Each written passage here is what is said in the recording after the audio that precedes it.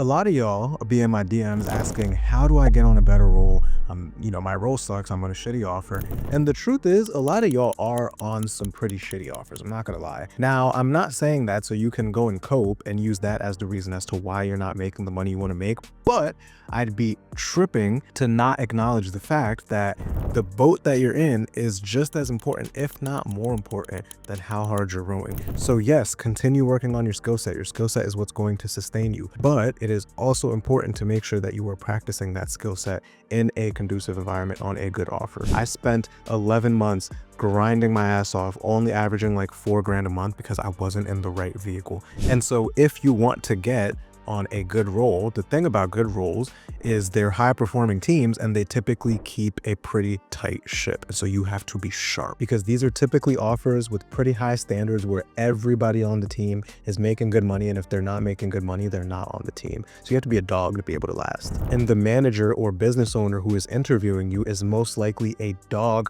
themselves, and they're reading you very, very carefully. So in this video, I'm going to get you right in knowing exactly how to ace a high ticket sales interview and get on a 10 to 20K a month on track earning offer. I'm gonna get you right. We're gonna walk through the 4 things that you need to know going into the interview, and also a list of questions to be able to ask the interviewer to show that you're not retarded, right? But at the same time, you are prepared and you are sharp. So let's dive in. If you're new here, my name is Nick. I have closed over close to $3 million in high ticket sales. I've helped countless others do the same. I'll throw up a bunch of screenshots here. I've worked on some of the best offers in the space, like a YouTube automation biz op that was doing about $1 million a month, or a high ticket ecom biz op that was doing about $2 million a month. I also took a life coaching offer for doctors to 6 figures a month as the only closer, plus many, many more. And the cool part is I have never been denied for a role that I've interviewed. Every single role I've interviewed for,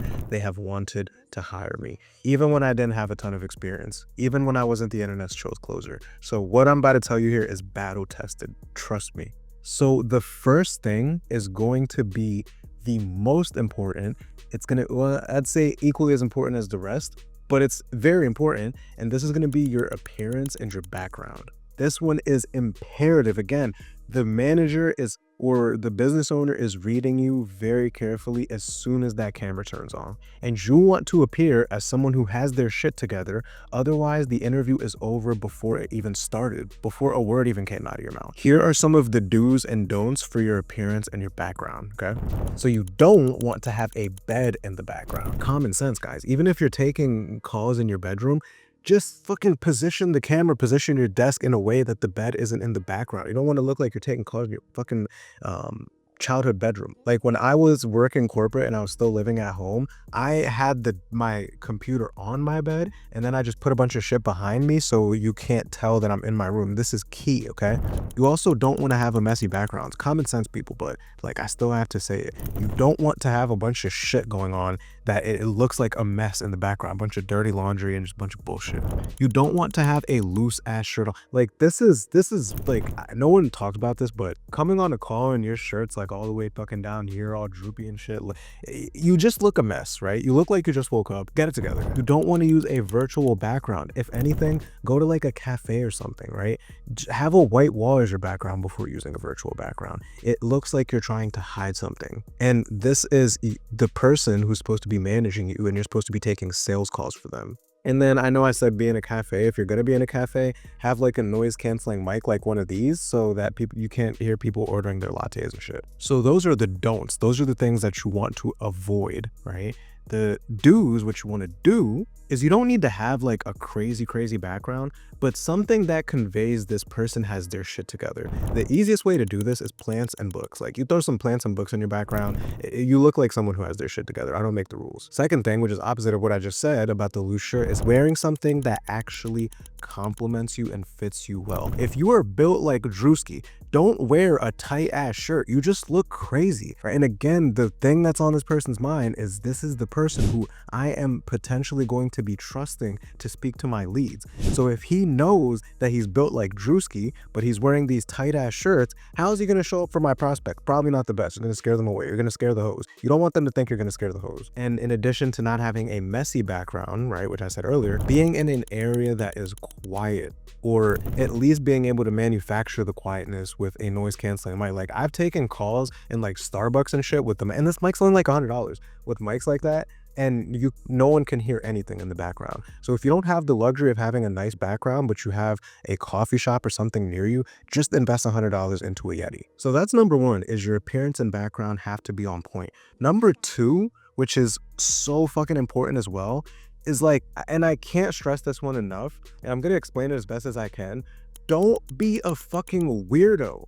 Don't be a weirdo. Like, it is so key to not be retarded, and it goes such a long way, because the manager doesn't want to bring someone on who's fucking weird, who's gonna come in and fuck the culture up. If it's a team that people are making money, it's likely a team of dogs. You need to be a dog too. Don't be a nerd. Like, keep in mind, guys, this isn't the corporate world, so you don't need to come on with this like very fabricated demeanor and persona. You can still be yourself. You don't need to have these weird like rehearsed answers and shit. Rule of thumb is, if the hiring manager wouldn't have a tequila soda with you, he probably would not hire you, because you're probably a weirdo. This is a couple different ways that like just being a weirdo shows itself. First part, like I just said, is having these like weird, like rehearsed ass answers, right? Don't go in there saying some shit like, I'm really just focused on making the biggest impact possible on your potential clients and helping increase the bottom line with my unique skill sets. It's gonna be like, what the fuck are you talking about? This space is full of a bunch of young, sharp motherfuckers who take their shit serious,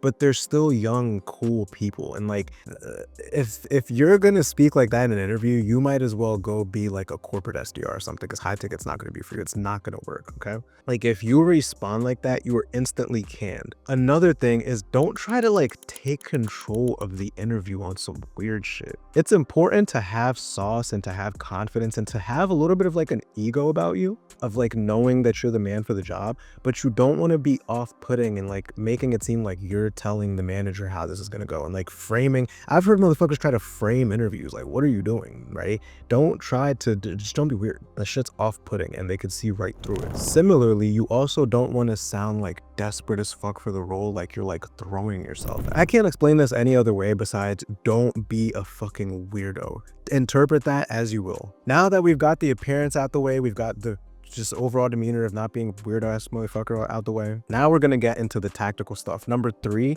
is gonna be having the ability to sell your story. This one is huge. If you have already been on a roll before, have your numbers ready. These are the most important numbers that you want to have prepared. If you're a closer, how many live calls you've taken on the cast offer, how many deals you close, your show rate and close rate, total cash collected, and then your booking to close percentage, right? Meaning let's say you had 50 calls and then 30 showed up and then you closed 10 of them. 10 divided by 50, which is like, is going to be 20%, which is actually really fucking good, right?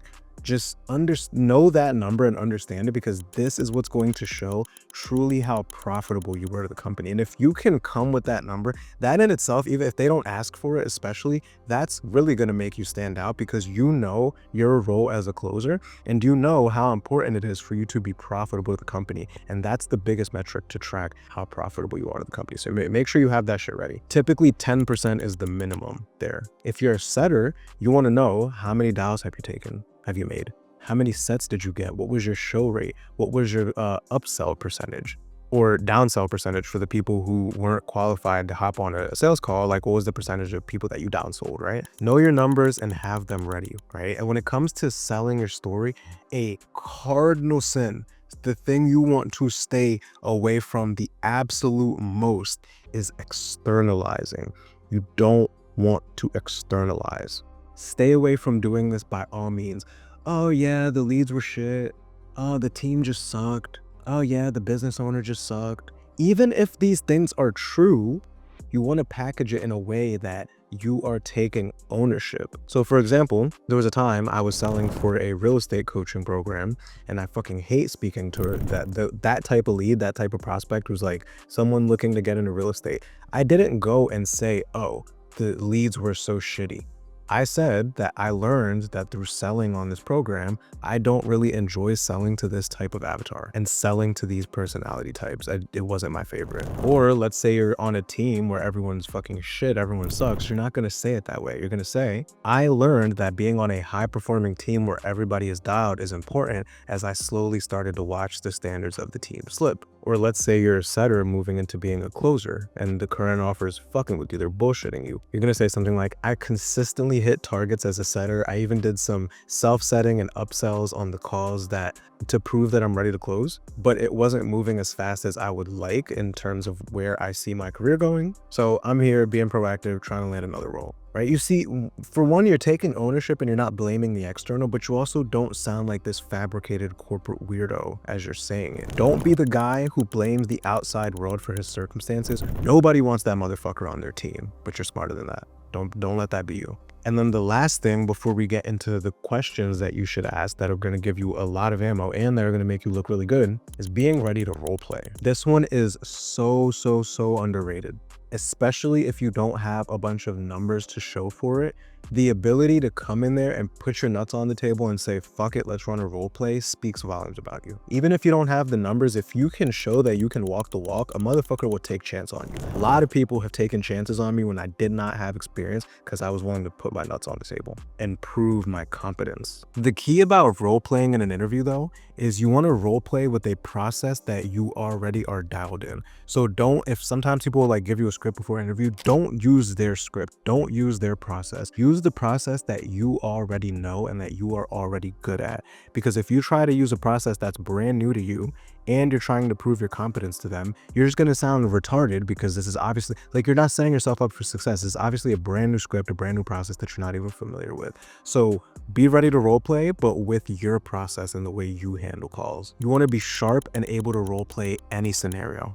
If you can demonstrate these key 3 things in a role play, you're gonna get the fucking role. You're gonna get the job. Number 1, these are the things that they're listening for in the role play, by the way, because again, they're gonna trust you with their leads. Number 1 is active listening. Are you asking questions that were already answered simply because it's the next part of the process? Like if you're role playing and they clearly tell you a pain point, are you now asking a question that leads to the pain point, or are you digging deep? Which brings me into the next thing, digging deeper into pain points. Are you leaving it at a very surface level? Are you just taking what they say and moving on? Or are you unpacking it? Are you getting specific?